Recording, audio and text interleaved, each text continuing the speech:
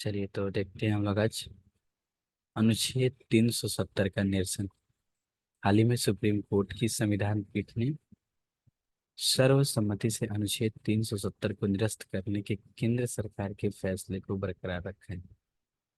गौरव मतलब है कि 2019 में केंद्र सरकार ने अनुच्छेद 370 के तहत जम्मू कश्मीर की विशेष दर्जे की स्थिति को समाप्त कर दिया।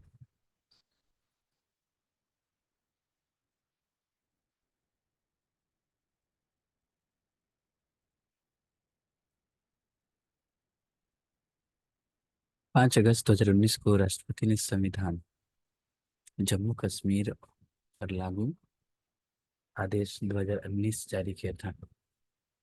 इस आदेश में कहा गया था कि भारतीय संविधान के प्रावधान बिना किसी अपवाद के जम्मू और कश्मीर राज्य में भी लागू होंगे। इसका यह अर्थ है कि जम्मू और कश्मीर के लिए एक अलग संविधान का आधार बनने वाले सभी प्रावधान को निरस्त कर दिए गए। इसके साथ ही अनुच्छेद 35 से स्वतः ही समाप्त हो गया। इसके अलावा संसद ने जम्मू और कश्मीर पुनर्गठन अधिनियम 2019 को भी पारित लागू किया था। इसके तहत जम्मू और कश्मीर राज्य को निम्नलिखित दो केंद्र शासित प्रदेशों में विभाजित कर दिया गया। एक हमारा जम्मू और कश्मीर और दूसरा मेरा क्या, लद्दाख। याचिकाकर्ताओं ने संघ की इस कार्रवाई को संवैधानिकता को सुप्रीम कोर्ट में चुनौती दी थी।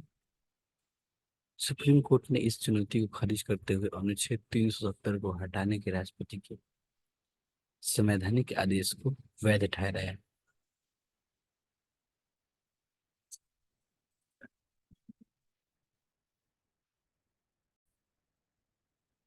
अनुच्छेद 370 एक ऐतिहासिक परिदृश्य विलय पत्र इंस्ट्रूमेंट ऑफ एक्सेशन अक्टूबर 47 में जम्मू कश्मीर के ने अंतिम शासक महाराजा हरि सिंह ने IOA पर हस्ताक्षर किए। इस विलय पत्र के माध्यम से वह अपने राज्य को भारतीय राज्य क्षेत्र में शामिल करने के लिए सहमत हुए थे। जम्मू कश्मीर के लिए अस्थायी प्रावधान भारत का संविधान 26 मई 1950 को लागू हुआ था। तब अनुच्छेद 370 को संविधान के भाग 21 में जोड़ा गया था। भाग 21 का शीर्षक है अस्थायी, संक्रमणकालीन और विशेष प्रबंध। अनुच्छेद 370 के रक्षा, विदेश मामले, वित्त और संचार को छोड़कर अन्य सभी कानून को लागू करने के लिए संसद को राज्य सरकार की सहमति की आवश्यकता थी।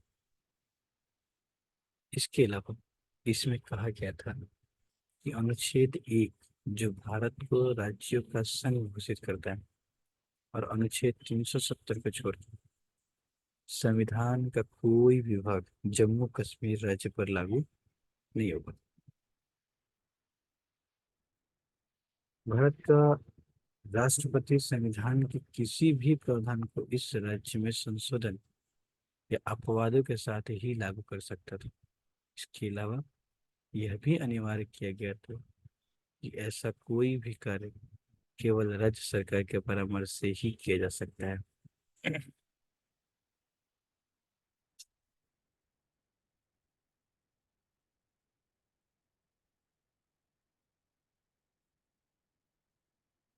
भारतीय संविधान का अनुच्छेद 35A, अच्छा, अनुच्छेद 370 को तब तक संशोधित या निरस्त नहीं किए जा सकते जब तक कि जम्मू कश्मीर की संविधान सभा इस पर सहमति न दे। भारतीय संविधान का अनुच्छेद 35A अनुच्छेद 370 से ही उत्पन्न हुआ था।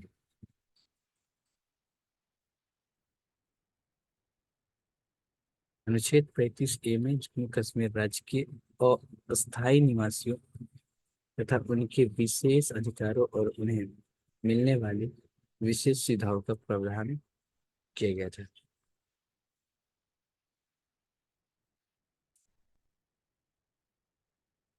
सुप्रीम कोर्ट का निर्णय और उसका औचित्य, कोई आंतरिक संप्रभुता नहीं, सबसे पहला नंबर पॉइंट। दूसरा, अनुच्छेद 370 की प्रकृति ही ऐसी थी और राष्ट्रपति की उद्घोषणा की संवैधानिकता, राष्ट्रपति की उद्घोषणा की संवैधानिकता। और एक पॉइंट है क्या? अच्छा, वो देखेंगे नेक्स्ट वाले स्लाइड में। सबसे पहले देखते हैं हम लोग कि कोई आंतरिक संप्रभुता नहीं है। सुप्रीम कोर्ट ने माना कि 1947 में जम्मू कश्मीर के भारत में विलय के बाद उसकी स्वयं की कोई संप्रभुता नहीं रह गई थी। सुप्रीम कोर्ट ने अपना फैसला सुनाते समय युवराज करण सिंह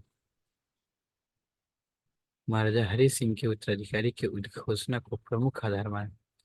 इस उद्घोषणा में कहा गया था कि भारतीय संविधान के प्रावधान ही जम्मू कश्मीर और भारतीय गणराज्य के बीच संविधान संबंधों को नियंत्रित करेंगे।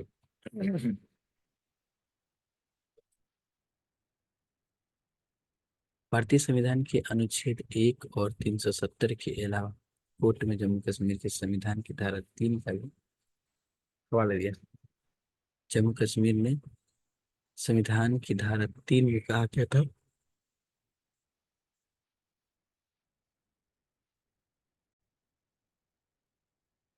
जम्मू कश्मीर के संविधान की धारा 3 में कहा गया है कि जम्मू कश्मीर भारतीय संघ का अभिन्न अंग है और रहेगा। 370 की प्रकृति की बात करें तो सुप्रीम कोर्ट ने कहा कि अनुच्छेद 370 संविधान में एक अस्थायी संक्रमणकालीन प्रावधान है था। कोर्ट ने अनुच्छेद 370 को संविधान में शामिल करने और इसे भाग 21 में जोड़ने के लिए ऐतिहासिक संदर्भ का सहारा लिया था। इस आधार पर ही सुप्रीम कोर्ट ने निष्कर्ष निकाला था कि यह एक अस्थायी प्रावधान था।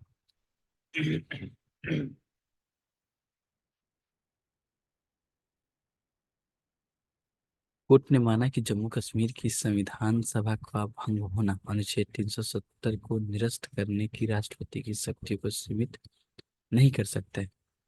राष्ट्रपति की उद्घोषणा की संवैधानिकता। सुप्रीम कोर्ट ने अगस्त 2019 में जारी राष्ट्रपति की उद्घोषणा को बरकरार रखा। 2019 में राष्ट्रपति के एक आदेश के जरिए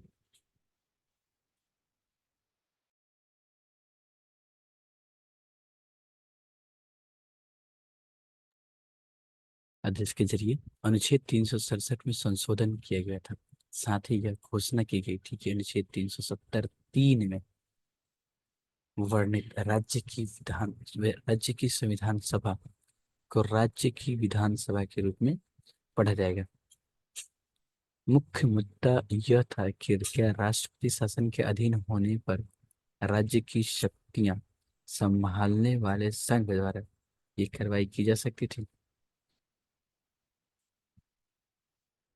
कोर्ट ने माना कि अनुच्छेद 370(3) के तहत राज्य सरकार से परामर्श करना आवश्यक नहीं था, क्योंकि 370 को निरस्त करने के लिए राष्ट्रपति किसी से भी परामर्श करने हेतु बाध्य नहीं था।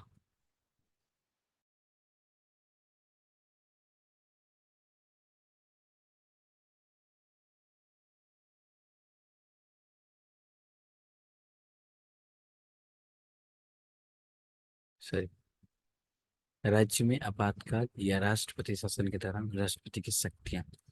सुप्रीम कोर्ट ने माना कि राज्य में आपातकाल की उद्घोषणा या फिर घोषणा और राष्ट्रपति द्वारा बाद में की गई कार्रवाई में उचित संबंध होना चाहिए। सुप्रीम कोर्ट ने एसआर बोमई मामले में दिए गए फैसले को भी दोहराया। उसने कहा कि राज्य में आपातकाल या राष्ट्रपति शासन के दौरान राष्ट्रपति की कार्रवाई न्यायिक समीक्षा के दायरे में आती है। कौन सा केस है? MR Bommai case. विधानसभा के लिए चुनाव, शीर्ष अदालत ने भारत के निर्वाचन आयोग को 30 सितंबर 2024 तक जम्मू कश्मीर में विधानसभा चुनाव कराने का निर्देश दिया। विधानसभा चुनाव कराने, साथ ही केंद्र सरकार को जल्द ही जम्मू कश्मीर के राज्य के दर्जे को पुनर्बहाल करने का भी निर्देश दिया। सत्य और सुलह आयोग। सुप्रीम कोर्ट ने जम्मू कश्मीर में एक सत्य और सुलह आयोग के गठन की सिफारिश की, जैसा कि दक्षिण अफ्रीका में रंग भेद के युग में हुआ था। TRC 1980 truth and reconciliation commission के दशक में जम्मू कश्मीर में सरकार और गैर राज्य अभिकर्ताओं द्वारा किए गए मानवाधिकार के उल्लंघन की जांच और उसकी रिपोर्ट प्रस्तुत करेगी। साथ ही यह आयोग जम्मू कश्मीर में सभी हितधारकों के मध्य सुलह के ऊपर को मार्गों की भी सिफारिश करेगा।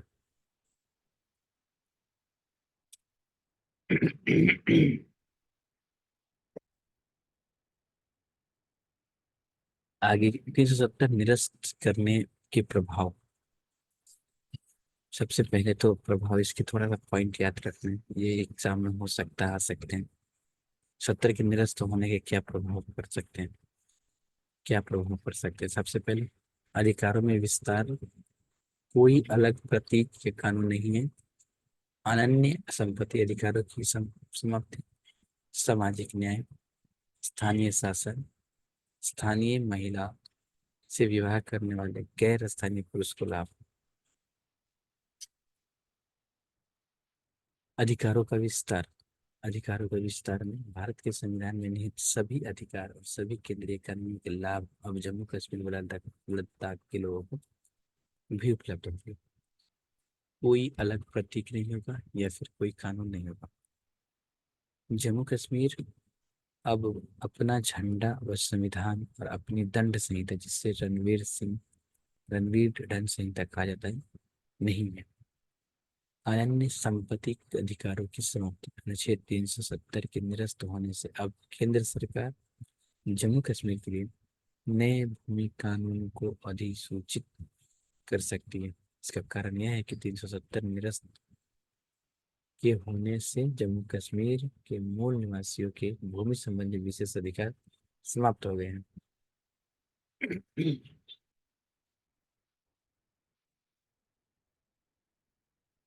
सामाजिक न्याय। देश के बाकी हिस्सों में जिस तरह अनुसूचित जातियों, अनुसूचित जनजातियों के लिए विशेष छूट या विशेष प्रावधान लागू किए गए हैं, वे अब जम्मू कश्मीर में भी इन समुदायों के लिए उपलब्ध होंगे।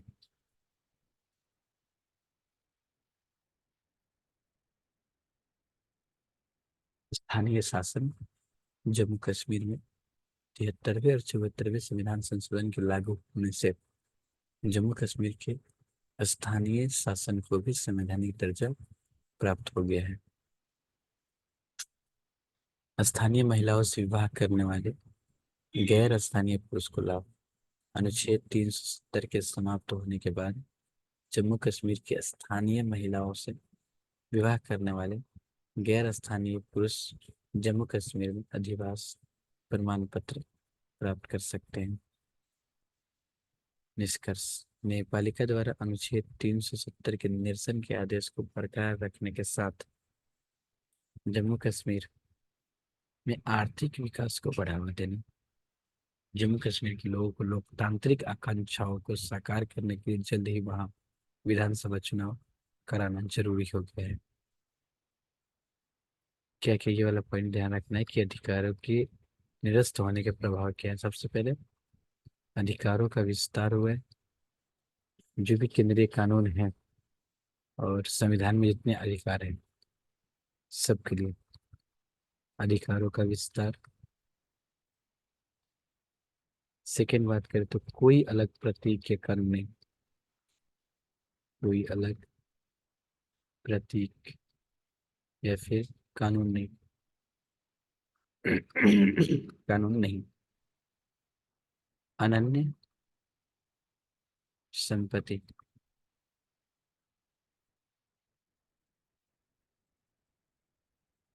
अधिकारों की समाप्ति। फोर्थ सामाजिक न्याय।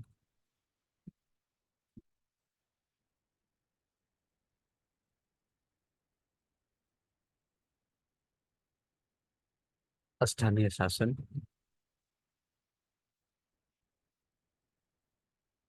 महिलाओं से विवाह करने पर स्थानीय महिला, ये वाला। अगला है हम लोग का विधि निर्माताओं का निष्कासन।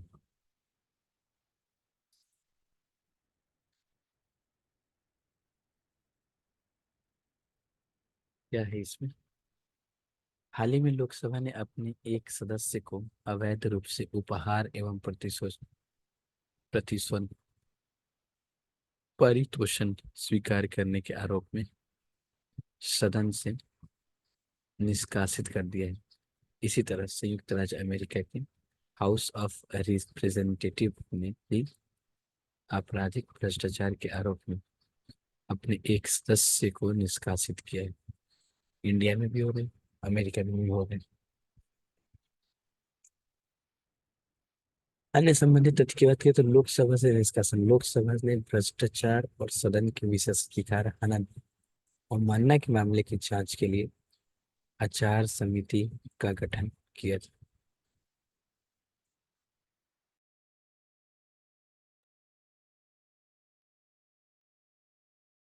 एक सेकंड रुकिए, पेज चेंज करना है।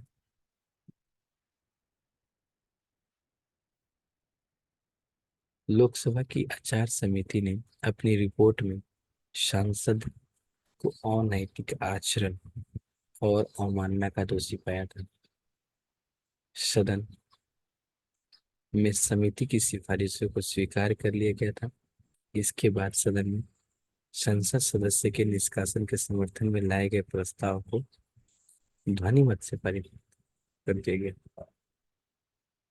अमेरिका में निष्कासन कैसे हुआ? संयुक्त राज्य अमेरिका में आचार समिति की एक रिपोर्ट में एक अमेरिकी विधि निर्माता को भ्रष्टाचार और अभियान से संबंधित निधि को गलत तरीके से खर्च करने का दोषी पाया गया। इसके बाद सदन के एक प्रस्ताव पारित करके उसे सदन से निष्कासित कर दिया गया।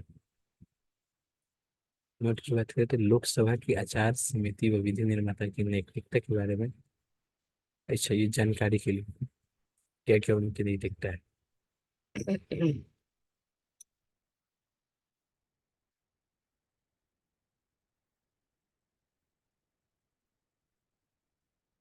बात करें तो भारत में विधि निर्माताओं का निष्कासन। भारत में किसी सांसद के निष्कासन संवैधानिक और कानूनी, ये इम्पोर्टेंट है, संवैधानिक और कानूनी आधार पर हो सकता है। जहाँ सदनों के नियमों में सांसदों के निलंबन का प्रावधान है, वही इन नियमों के जरिए उन्हें निष्कासित किया गया है।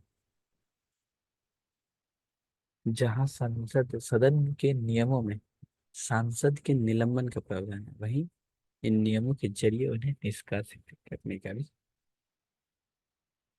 भी किया जा सकता है। निष्कासित निष्कासन का संवैधानिक आधार। संवैधानिक आधार क्या है किसी संसद को निष्कासित करने का? कि संसदीय विशेष अधिकार का उल्लंघन या सदन की अवमानना का दोषी पाए जाने वाले किसी भी सांसद को सदन से निलंबित या निष्कासित किया जा सकता है। निष्कासन में संविधान का अगर आधार देखा जाए तो एक अवमानना और दूसरा है विशेषाधिकार के उल्लंघन। इन दो आधार पर संवैधानिक आधार तो यही है, संसद को निष्कासित किया जा सकता है। संसदीय विशेषाधिकार क्या है तो इसको थोड़ा एक्सप्लेन कर लेते हैं। संसदीय विशेषाधिकार का आशय है संसद को प्राप्त कुछ कानूनी छूट या उन्मुक्ति से। इन विशेषाधिकारों के तहत सांसद को अपने विधायी कर्तव्यों के दौरान दिए गए किसी भी विधायी कर्तव्य के दौरान किसी भी बयान या किए गए कुछ कार्यों के लिए सिविल या आपराधिक दोनों दायित्व के खिलाफ सुरक्षा प्रदान करती है।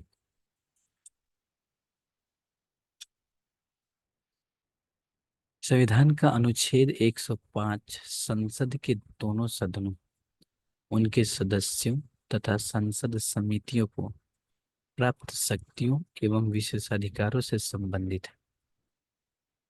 105 जो अनुच्छेद है विशेषाधिकार से संबंधित है। ये उनके सदस्यों एवं समितियों से संबंधित शक्तियों। अच्छा, अनुच्छेद 194 राज्य विधानमंडल के बारे में। 105 और 194, 105 किसके लिए? सेंट्रल यानी सांसद एमपी के लिए। और 194 किसके लिए? This is MLA, state member of legislative assembly. राज्य विधानमंडल उनके सदस्यों एवं समितियों से संबंधित शक्तियों, विशेष अधिकार और उन युक्तियों से संबंधित है।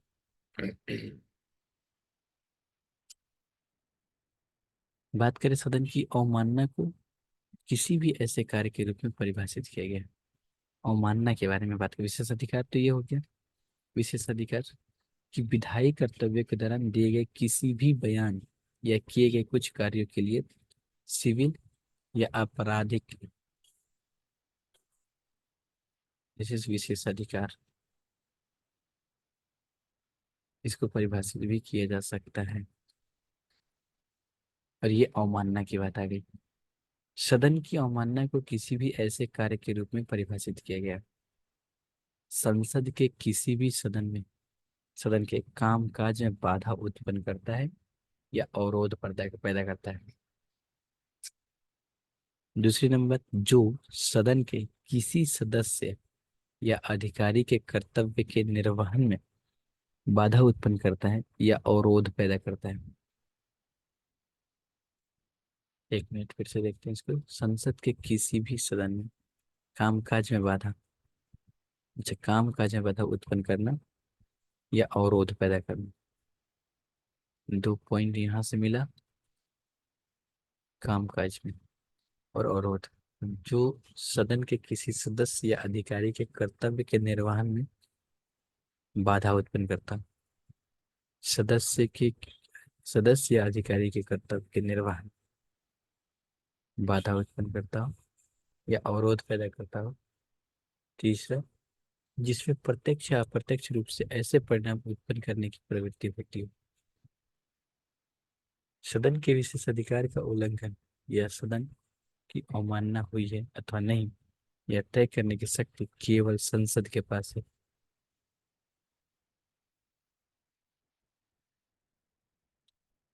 इस संबंध में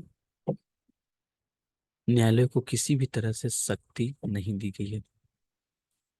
अनुच्छेद 122 के प्रावधान के अनुसार न्यायपालिका प्रक्रिया की कथित अनियमितता के आधार पर संसद की किसी भी कार्यवाही की वैधता की जांच नहीं कर सकती है। संसद की किसी भी कार्यवाही वैधता की जांच नहीं कर सकती है, ये अनुच्छेद 122। हालांकि न्यायालय ने कई मामलों में हस्तक्षेप किया है। उदाहरण के लिए देख सकते हैं। अच्छा, ये वाला पॉइंट अमेरिका में निष्कासन की प्रक्रिया और भारत में क्या है प्रक्रिया, कंपेयरिंग वाला जो हम लोग का सिलेबस है, उस वाले पार्ट से भी इसको ऐड कर सकते हैं कि सांसदों की निष्कासन की प्रक्रिया भारत और अमेरिका में किस तरह से, तो उसको भी थोड़ा देख लेते हैं। एंड देन उसके बाद देख लेंगे कि कैसे न्यायपालिका ने संसद के आ, मामलों में कैसे हस्तक्षेप किया है। चलिए, तो भारत और संयुक्त राज्य अमेरिका में निष्कासन की प्रक्रिया की तुलना। सबसे पहला इसमें आधार देखा जाए तो ऐसा आचरण जिसके लिए निष्कासित किया जा सकता है। तो अगर हम बात करें आधार की, तो भारत में निष्कासन की प्रक्रिया विशेषाधिकार का उल्लंघन करने पर और सदन की अवमानना और कार्य संचालन के नियमों की अवहेलना करने पर। और अमेरिका कांग्रेस ये निर्धारित कर सकती है कि कौन से आचरण के लिए निष्कासित किया जा सकता है। ये निर्धारित करना है इसका हमारा विशेष अधिकार और अवमानना पे। आवश्यक बहुमत की बात करें तो प्रत्येक सदन में प्रस्तावित प्रस्ताव पारित करने के लिए साधारण बहुमत की आवश्यकता है जस्ट। लेकिन अमेरिका की बात करें तो प्रस्ताव पारित करने के लिए सदन में 2/3 बहुमत की आवश्यकता है। वही बात करते हैं एथिक्स कमेटी, तो निष्कासन के लिए हमेशा एथिक्स कमेटी का शामिल होना आवश्यक है ही है। बट अमेरिका में इसके लिए एथिक्स कमेटी की सिफारिश आवश्यक है। योग्यता और अयोग्यता या फिर निरर्हता की बात करें, अभी तक कुल 17 संसदों को निष्कासित किया गया है। यह बताता है कि निष्कासन अपेक्षाकृत सरल प्रक्रिया है। अभी तक हाउस ऑफ रिप्रेजेंटेटिव के केवल 6 सदस्य को ही निष्कासित किया गया है। यह बताता है कि निष्कासन अपेक्षाकृत एक जटिल प्रक्रिया है। अब हम आते हैं यहाँ पे कि आखिर कैसे न्यायालय ने संसद के मामलों पर हस्तक्षेप किया है। कुछ पॉइंट है हमारे पास, जैसे राजा राजपाल वाद 2007 में न्यायालय ने राजा राजपाल के निष्कासन को बरकरार रखा, लेकिन यह भी कहा था कि किसी भी अवैध आधार पर इस तरह कार्यवाही न्यायिक जांच के दायरे में आती है। ये सुप्रीम कोर्ट ने कहा था। सांसदों के निलंबन एवं निष्कासन का कानूनी आधार सदन की सुचारू कार्रवाई सुनिश्चित करने और व्यवस्था बनाए रखने के लिए सदन का पीठासीन अधिकारी लोकसभा अध्यक्ष और राज्यसभा सभापति किसी भी सदस्य को सदन से बाहर जाने का आदेश दे सकता है।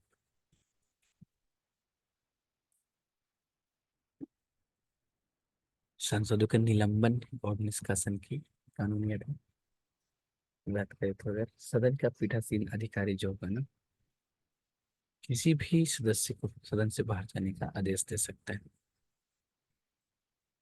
अत्यधिक कदाचार के मामले में सदन सदस्य के लिए अयोग्य व्यक्तियों को सदन से मुक्त करने हेतु तो किसी भी सदस्य को निष्कासित कर सकता है।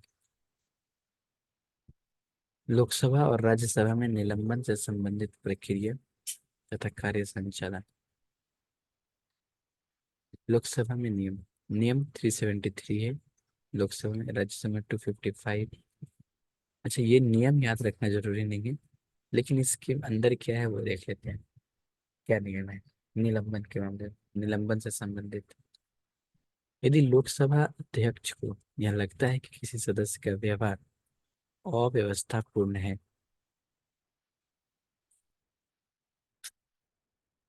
तो वह उस सदस्य को तत्काल सदन से बाहर चले जाने का निर्देश दे सकता है। वह सदस्य उस दिन की शेष बैठक के समय तक सदन में अनुपस्थित रहेगा।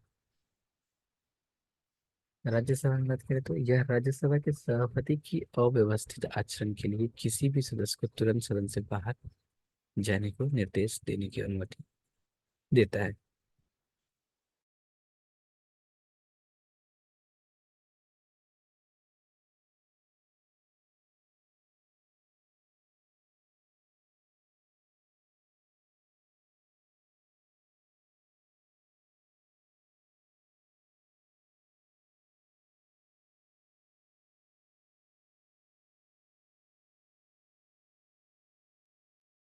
अगला नियम क्या बोलता है कि अध्यक्ष जरूरी समझते हुए उस सदस्य का नाम ले सकता है जो अध्यक्ष के प्राधिकार की उपेक्षा कर रहा है, ये जानबूझकर सदन के कार्य में बाधा उत्पन्न कर रहा है। इस तरह नाम लिए जाने पर अध्यक्ष उस सदस्य को सदन के शेष काल तक सदन से निलंबित करने के लिए एक प्रस्ताव प्रस्तुत करेगा। इसके बाद वह सदस्य तुरंत सदन से बाहर चला जाएगा। यह नियम सभापति को अपने प्राधिकार की उपेक्षा करने या सभा के नियमों का उल्लंघन करने वाले सदस्यों का नाम लेने की अनुमति देता है। सभापति को अपने प्राधिकार की उपेक्षा करने या सभा के नियमों का उल्लंघन करने वाले सदस्यों को नाम लेने की अनुमति देता है। इसके बाद सदन सदस्य को सत-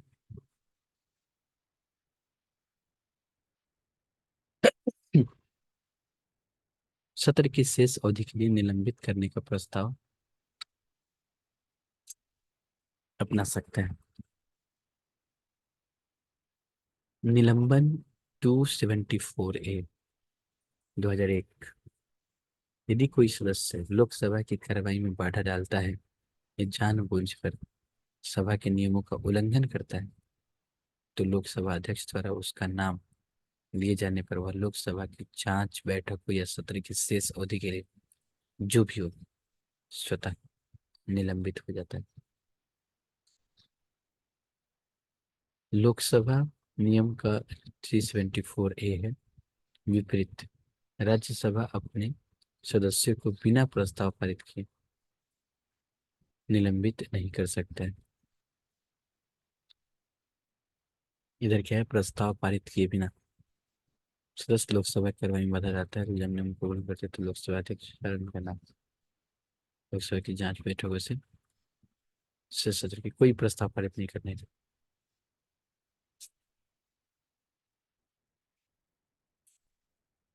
यह ध्यान रखने योग्य तथ्य है कि निष्कासन और अयोग्यता एक समान नहीं है। भारतीय संविधान निष्कासन अयोग्यता दोनों का प्रावधान करता है। अयोग्यता के तहत सांसद संसद का कोई सदस्य आगे चुनाव नहीं लड़ सकता, जबकि निष्कासन के तहत वह चुनाव लड़ सकता है। संसद के किसी भी सदन के सदस्यों की अयोग्यता का संवैधानिक प्रावधान क्या क्या है? संसद के किसी सदन के सदस्य की अयोग्यता, संवैधानिक प्रावधान यह है कि अनुच्छेद संविधान के अनुच्छेद 102 निम्नलिखित कुछ शर्तों के तहत सदस्य की अयोग्यता को प्रदान करता है। और केंद्र या राज्य सरकार के अधीन कोई लाभ के पद पर मानसिक रूप से विकृत और अदालत द्वारा ऐसा घोषित किया गया दिवालिया हो। यदि भारत का नागरिक नहीं है या उससे स्वेच्छा से किसी अन्य देश का नागरिक हासिल कर लिए या किसी अन्य देश के प्रति निष्ठा है, तो भी उसकी रद्द कर दी जाएगी। अयोग्य माना जाएगा वह संसद द्वारा बनाए गए किसी कानून के तहत अयोग्य घोषित किया गया। लोक प्रतिनिधि अधिनियम 1951 के तहत अयोग्यता क्या है? ये तो संवैधानिक था, 51 के तहत आई। यदि किसी व्यक्ति को किसी अपराध के तहत दोषी ठहराया जाता है और उसे 2 साल या उससे अधिक के कारावास की सजा दी जाती है तो वह अयोग्य हो जाएगा।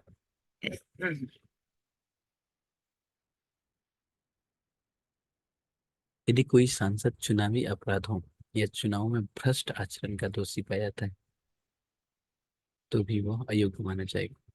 यदि कोई सांसद निश्चित समय के भीतर अपने चुनावी खर्च का लेखा जोखा प्रस्तुत करने में असफल रहा, ये 1951 का जो अधिनियम है उसमें 10वीं अनुसूची में क्या, 92वें संविधान संशोधन अधिनियम 1985 द्वारा संविधान का भाग बनाया गया। संविधान में यह भी उपबंध किया गया है कि यदि कोई व्यक्ति 10वीं अनुसूची में प्रावधान के तहत दल बदल के आधार पर अयोग्य ठहराया जाता है तो उसे संसद का सदस्य बनने के लिए अयोग्य घोषित कर दिया जाएगा।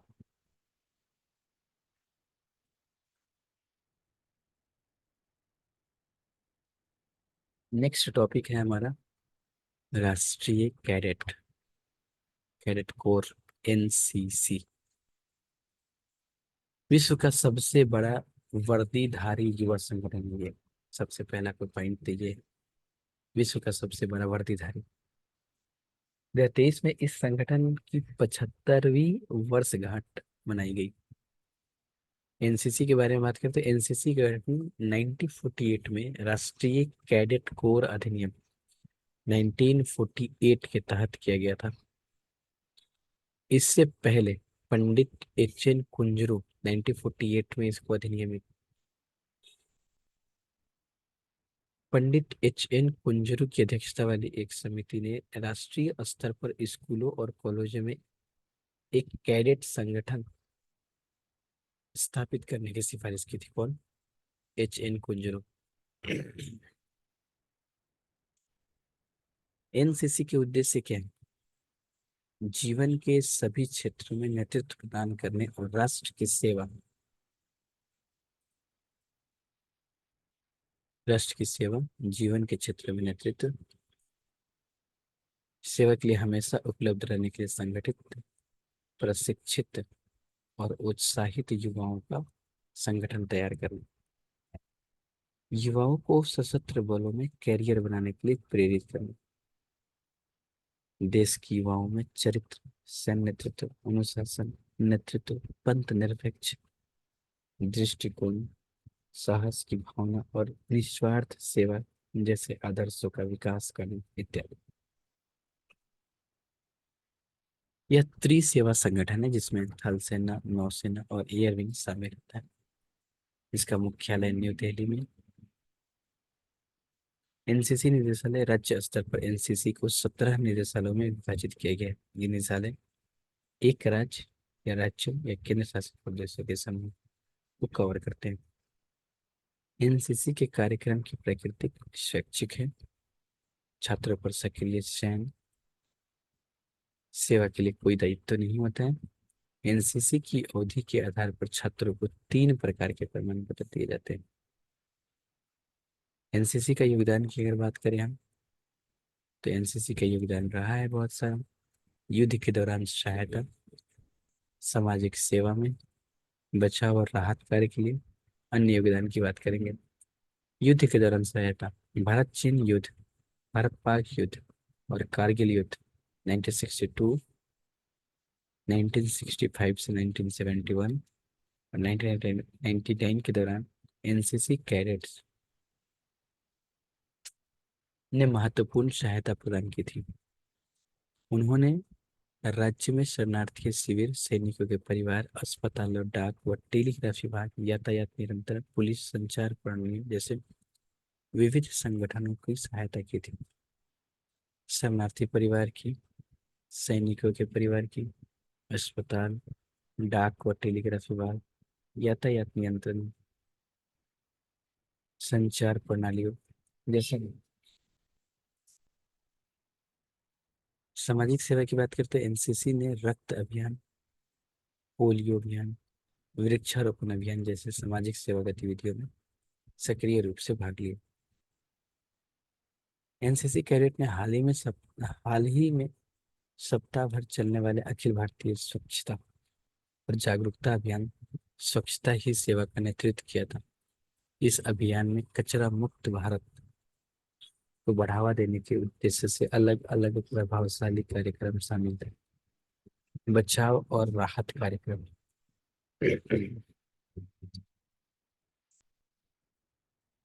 भूकंप, चक्रवात, बाढ़, ट्रेन दुर्घटना जैसी आपदाओं के दौरान एनसीसी कैडेट सबसे पहले प्रभावित स्थान पर पहुंचते हैं और पीड़ितों की निस्वार्थ सहायता प्रदान करते हैं।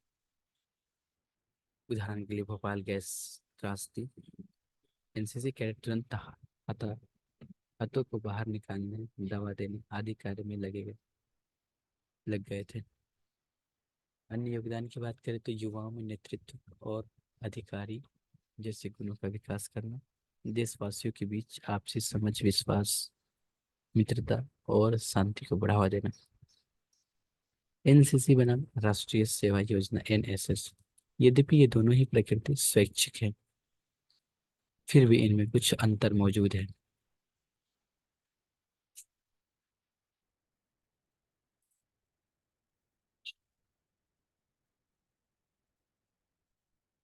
ये आपका एनसीसी का सिंबल है, ये एनएसएस का सिंबल है। बात करें तो एक आती है आपकी रक्षा मंत्रालय, ये लेकिन युवा कार्यक्रम और खेल मंत्रालय के अंतर्गत आता है। 1948 में इसकी स्थापना हुई थी, 1969 में इसकी स्थापना हुई।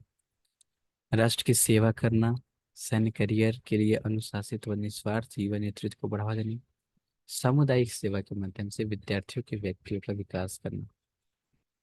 इसे राष्ट्रीय कैडेट कोर अधिनियम 1948 संसद का अधिनियम क्रमांक के तहत गठित किया गया था। यह एक केंद्रीय क्षेत्र की योजना है। एनसीसी कैडेट के लिए वर्दी अनिवार्य होती है। इसके लिए वर्दी निर्धारित नहीं है। कैसे शामिल हो सकते हैं? जूनियर डिवीजन में स्कूल के छात्र 13 वर्ष या उससे अधिक की आयु, सीनियर डिवीजन में कॉलेज 11वीं व 12वीं कक्षा के छात्र। एनएसएस के लिए 11वीं और 12वीं कक्षा के छात्र हो सकते हैं। तकनीकी संस्थान के छात्र, देश के कॉलेजों और विश्वविद्यालय स्तर पर स्नातक या स्नातक के छात्र भी शामिल हो सकते हैं। शॉर्ट्स, न्यूज इन शॉर्ट्स की बात अगर हम करें तो सबसे पहला है ये लोकायुक्त। महाराष्ट्र विधान परिषद ने महाराष्ट्र लोकायुक्त विधेयक 2022 पारित कर दिया है।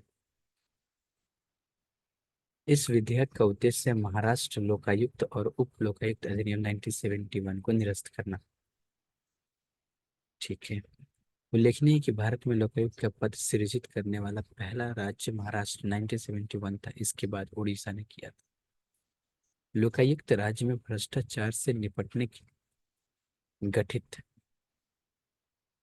एक प्राधिकरण है। लोकायुक्त क्या है? राज्यों में भ्रष्टाचार से निपटने के लिए गठित एक प्राधिकरण। लोकायुक्त क्या है? राज्य में भ्रष्टाचार से निपटने के लिए गठित एक प्राधिकरण। यह राज्य स्तर पर कुछ श्रेणियों के लोक सेवकों के खिलाफ भ्रष्टाचार के मामलों को देखता है। अर्थात इसका कार्य कुछ लोक पदाधिकारियों के खिलाफ भ्रष्टाचारों या भ्रष्टाचार के आरोपों की जांच करना है। इसकी स्थापना स्वीडिश संसदीय ओम्बड्समैन के दर्ज पर की गई। 1966 में प्रथम शासनिक सुधार आयोग ने केंद्र में लोकपाल और राज्य स्तर पर लोकायुक्त की स्थापना की सिफारिश की थी। लोकपाल और लोकायुक्त अधिनियम 2013 संघ स्तर पर लोकपाल तथा राज्य स्तर पर लोकायुक्त के पद का प्रावधान करता है। ये मार्च वाले में लोकपाल और लोकायुक्त के बारे में अधिक जानने के लिए कृपया विजन मासिक के 2023। ठीक है, वो बाद में आएगा। नेक्स्ट बात करें तो अभी इसमें पढ़ लेते हैं और थोड़ा सा है।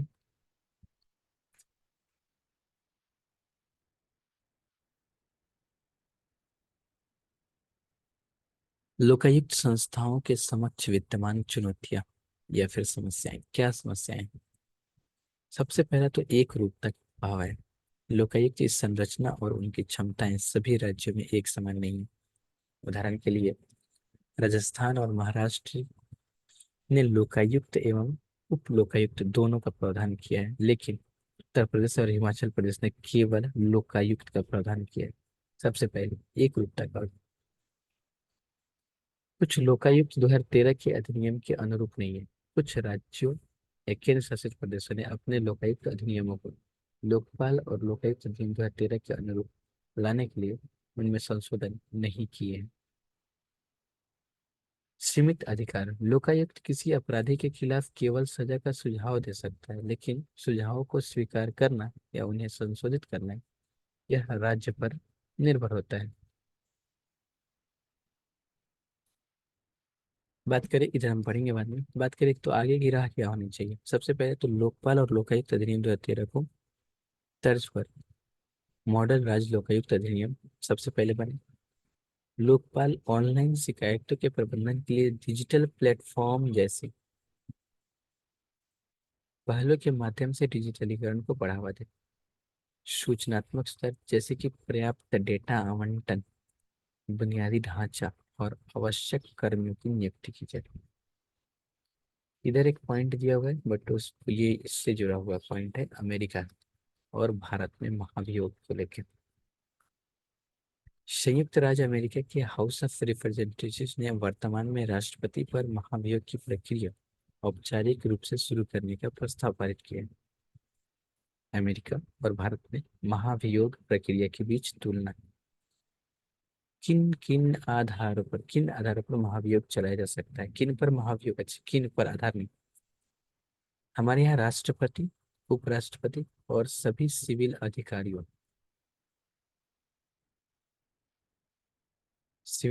पर महाभियोग चलाया जा सकता है।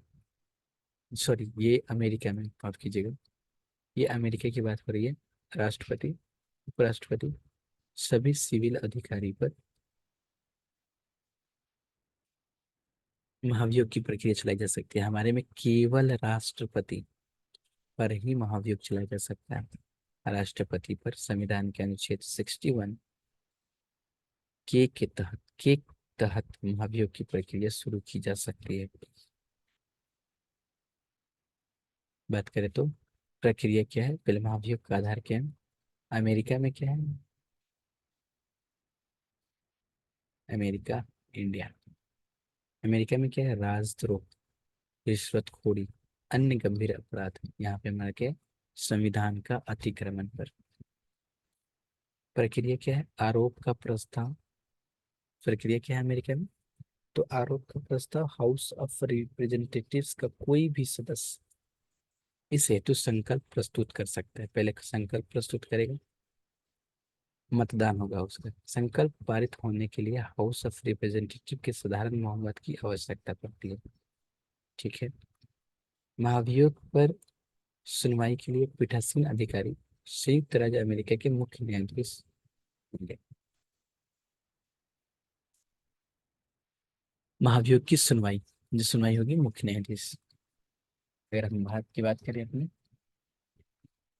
तो आरोप का संकल्प सदन, संसद के दोनों सदनों में, किसी भी सदन, यहाँ पे क्या, हाउस ऑफ रिप्रेजेंटेटिव्स, ये पॉइंट हमारे यहाँ क्या है कि दोनों सदनों में किसी भी सदन में महाभियोग के लिए आरोप लगाने वाला संकल्प प्रस्तुत किया जा सकता है। हालांकि ऐसा संकल्प प्रस्तुत करने के लिए कम से कम 14 दिन की लिखित सूचना और उस पर सदन के कम से कम एक चौथाई सदस्य का हस्ताक्षर आवश्यक है।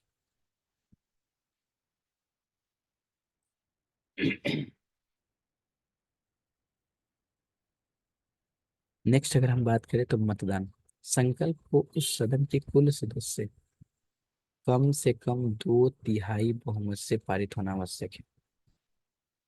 जिस सदन में संकल्प प्रस्तुत किया जाता है, उस सदन में संकल्प पारित होने के बाद उसे दूसरे सदन में भेजा जाता है।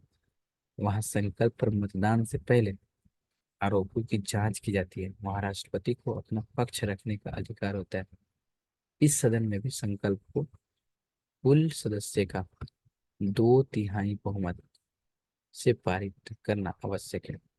महाभियोग पर सुनवाई के लिए पीठासीन अधिकारी संबंधित सदन के पीठासीन अधिकारी। परिणाम क्या हुआ, हाउस ऑफ रिप्रेजेंटेटिव में महाभियोग संकल्प का पारित होना अभियोग को दोनों सदनों से महाभियोग संकल्पित करने के बाद राष्ट्रपति को पद से हटाया जा सकता है, उसी दिन से पद से। जम्मू कश्मीर, अच्छा इसमें और एक पॉइंट है, ये रहा अमेरिका की बात, एंड दिस इज इंडिया। अच्छा वहां पे कुछ पॉइंट ऐसे था ना जो कंप्लीट नहीं हो रहा था, जैसे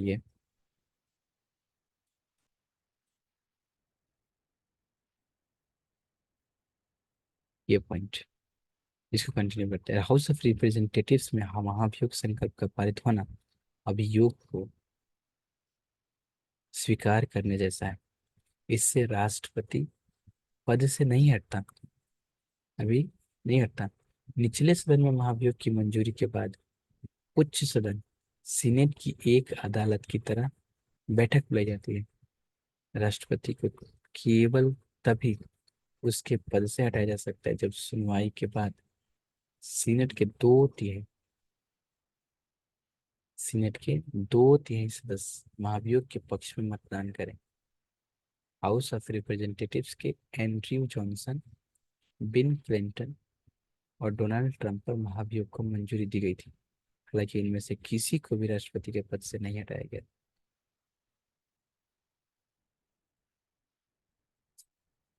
भारत में अभी तक किसी भी राष्ट्रपति को महाभियोग की प्रक्रिया से पद से नहीं हटाया गया है। बात करते हैं अगले टॉपिक की, जम्मू कश्मीर। जम्मू कश्मीर से संबंधित 2 विधेयक को राष्ट्रपति को मंजूरी मिली है। क्या है भाई 2 विधेयक ये, जम्मू कश्मीर आरक्षण संशोधन अधिनियम 2023। इसके तहत जम्मू कश्मीर आरक्षण 2004 में संशोधन किया जाएगा। यह अधिनियम अनुसूचित जाति, अनुसूचित जनजाति तथा सामाजिक और शैक्षणिक रूप से पिछड़े वर्ग के सदस्यों को नौकरियों एवं व्यावसायिक संस्थाओं में प्रवेश में आरक्षण प्रदान करता है। इसके तहत जम्मू कश्मीर आरक्षण अधिनियम 2004 में संशोधन किया गया है। ठीक है। यह अधिनियम अनुसूचित जाति, जनजाति और सामाजिक और शैक्षणिक रूप से पिछड़े वर्ग के सदस्यों को नौकरियां एवं व्यावसायिक संस्थान में प्रवेश आरक्षण के लिए। यह केंद्र शासित प्रदेश जम्मू कश्मीर द्वारा अधिसूचित कमजोर और वंचित वर्ग के स्थान पर अन्य पिछड़े वर्ग प्रदान करता है।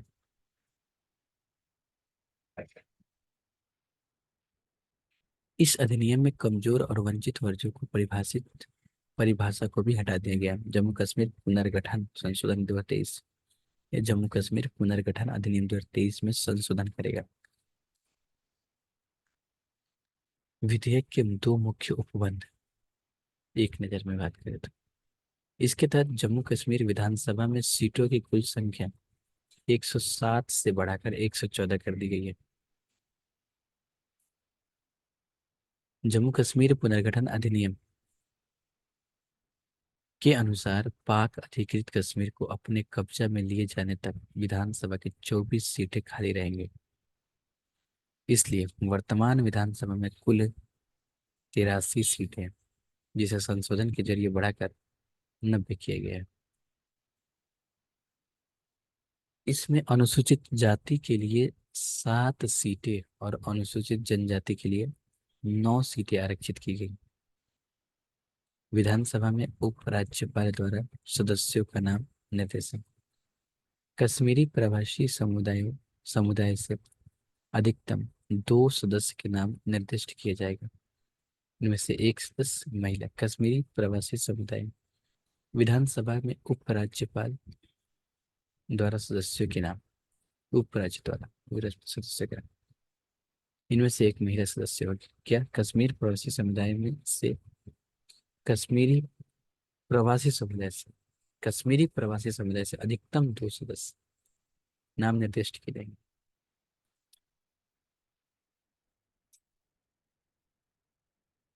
एक सदस्य महिला होगी। जम्मू कश्मीर के पाकिस्तान अधिकृत हिस्से के विस्थापित समुदाय में से एक सदस्य का नाम निर्देशित किया जाएगा। इस अधिनियम के तहत एससी बीसी में शामिल ग्रामीण क्षेत्रों में रहने वाले लोगों को सामाजिक और शैक्षणिक रूप से पिछड़ा घोषित किया गया है।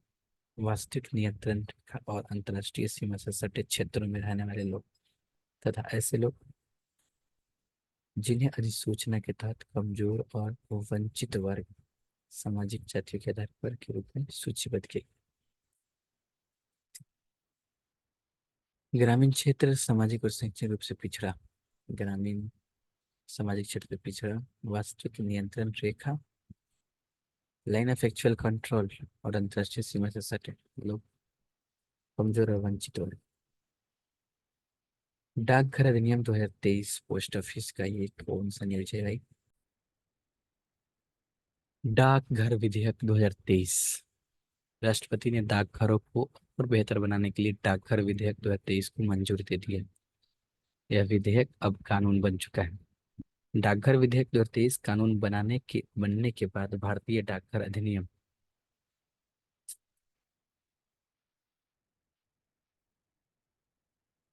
1898 का स्थान लेगा। IPO ए 1998 कानून को वायसराय लॉर्ड एल्गिन द्वितीय ने कार्यकाल 1894 और 1899 में बनाया गया था। देश को अब डाकघर पर नए अधिनियम की आवश्यकता है। ऐसा इस कारण क्योंकि IPO 1898 मुख्य रूप से डाकघर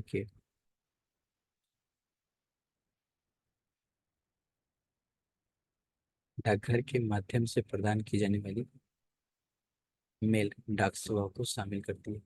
इसके अलावा डाकघरों के लिए बेहतर प्रशासन सुनिश्चित करना भी जरूरी है। ऐसा इसलिए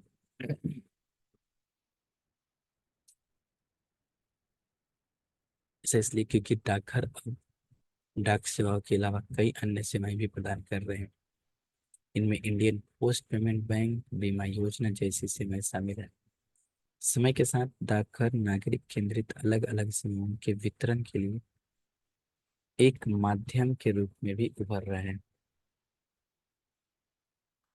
विधेयक के मुख्य प्रावधान एक नजर में डाक पार्सल को जब्त करने का प्राधिकार। यह विधेयक डाक अधिकारियों को कुछ आधारों पर डाक के माध्यम से भेजी जा रही किसी सामग्री को रोकने, खोलने, जब्त करने का अधिकार देता है। इन आधारों में देश की सुरक्षा, अन्य देशों के साथ मैत्रीपूर्ण संबंध, लोक व्यवस्था, आपातकाल, लोक सुरक्षा इत्यादि शामिल। दायित्व से छूट नियमों द्वारा तय किसी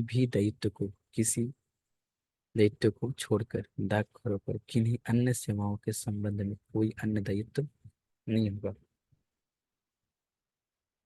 डाक सेवाओं के महानिदेशक को भारतीय डाक का प्रमुख दायित्व नियमों द्वारा तय किसी भी दायित्व को छोड़कर डाकघरों के किन्हीं अन्य सेवाओं के संबंध में कोई अन्य दायित्व नहीं होगा। देश की सुरक्षा, अन्य देश की क्या है ये, डाक पार्सल को जब्त करना, अच्छा खोलना, जब्त करने का अधिकार देता है। इन अध्यायों में देश की सुरक्षा, अन्य देशों के साथ मैत्रीपूर्ण संबंधों को व्यवस्थापित कर, ठीक है। इतना इंपॉर्टेंट ये न्यूज कैसे हो गई है। अधिनियम से जुड़ी मुख्य चिंताएं। निजता के अधिकार के उल्लंघन की संभावना, क्योंकि यह डाक पार्सल को जब्त करने के लिए प्रक्रिया संबंधी सुरक्षा उपायों का प्रावधान नहीं करता है। सुरक्षा उपायों का प्रावधान नहीं करता है। यह अधिनियम भारतीय डाक को डाक सेवाओं में चूक के लिए जवाबदेही से छूट देता है। इससे उपभोक्ताओं को हितों की नुकसान पहुंचता है। किसी भी अपराध और दंड का स्पष्ट रूप से उल्लंघन नहीं किया गया है।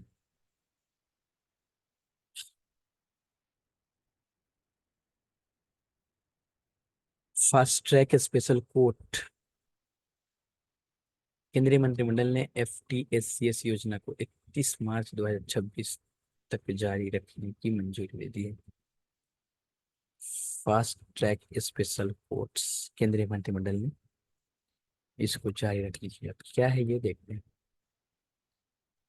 FTC fast track special courts योजना एक केंद्रीय प्रायोजित योजना है। इस योजना को 2019 में लॉन्च किया गया था। इस योजना का कार्यान्वयन कानून और न्याय मंत्रालय के तहत न्याय विभाग करता है। कानून और न्याय मंत्रालय के तहत इस योजना का कार्यान्वयन, आखिर ये योजना करती क्या है, कौन करता है, कानून और न्याय मंत्रालय तथा न्याय विभाग। इस योजना में केंद्र सरकार की हिस्सेदारी, वित्त पोषण निर्भया फंड से किया जाता है।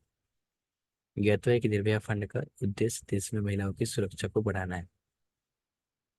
फास्ट ट्रैक स्पेशल कोर्ट विशेष मामलों के प्रति समर्पित अदालत है। यह बलात्कार के साथ लैंगिक अपराधों से बालकों का संरक्षण अधिनियम पोस्को एक्ट से संबंधित मामलों की सुनवाई करता है। जस्ट एक न्यायालय की तरह। दांडिक विधि की बात करें अगर हम, तो दांडिक विधि अधिनियम 2018 FTSCS के गठन का आधार बना है। उल्लेखनीय कि इस अधिनियम में बलात्कार के अपराधियों के लिए मृत्यु दंड सहित कठोर दंडों का प्रावधान किया गया। फास्ट ट्रैक स्पेशल कोर्ट राष्ट्रीय न्यायिक डेटा ग्रिड से जुड़े हैं। 30 राज्यों और केंद्र शासित प्रदेशों में 414 विशिष्ट पोस्को अदालतों के सहित कुल 761 फास्ट ट्रैक स्पेशल कोर्ट गठित किए गए हैं। इन अदालतों ने लगभग 2 लाख से अधिक मामलों का निपटान किया है।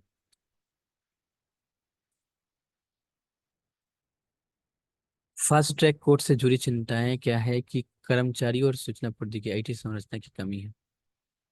ये तो सब जगह कमी रहता है, ये कर्मचारी और सूचना प्रौद्योगिकी। न्यायाधीशों के लिए विशेष प्रशिक्षण सुविधा का अभाव है। न्यायाधीशों की संख्या अपर्याप्त है। फास्ट ट्रैक स्पेशल कोर्ट्स योजना के लाभ, इससे न्यायिक प्रणाली पर बोझ कम होता है। यौन और लैंगिक आधार पर होने वाले हिंसा को समाप्त करने के सहायक, बलात्कार के मामलों और पोस्को अधिनियम के तहत लंबित मामलों को कम करने में सहायक है, कम करने में। बेहतर सुविधाओं और जल्द सुनवाई के चलते यौन अपराधों के पीड़ितों के लिए न्याय शीघ्र पहुंच सुनिश्चित होती है। ग्राम मानचित्र। ग्राम मानचित्र ये है कि पंचायती राज मंत्रालय मान ग्राम पंचायतों द्वारा पंचायती राज मंत्रालय ग्राम पंचायतों द्वारा स्थानिक योजना निर्माण को सुविधाजनक बनाने के लिए ग्राम मानचित्र को बढ़ावा दे रहा है।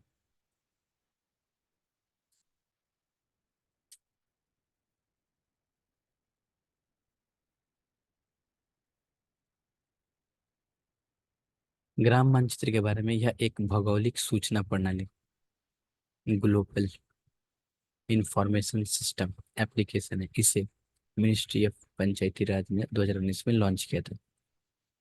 इसे राष्ट्रीय सूचना केंद्र नेशनल इंफॉर्मेशन सेंटर ने विकसित किया। यह भू स्थानिक जियो स्पेटिकल टेक्नोलॉजी का उपयोग करके ग्राम स्तर पर स्थानिक योजना बनाने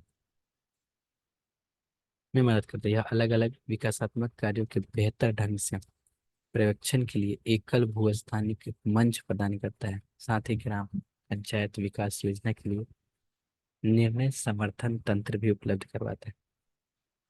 तो ये दिसंबर हमने यहाँ कंप्लीट किया पॉलिटी एंड गवर्नेंस।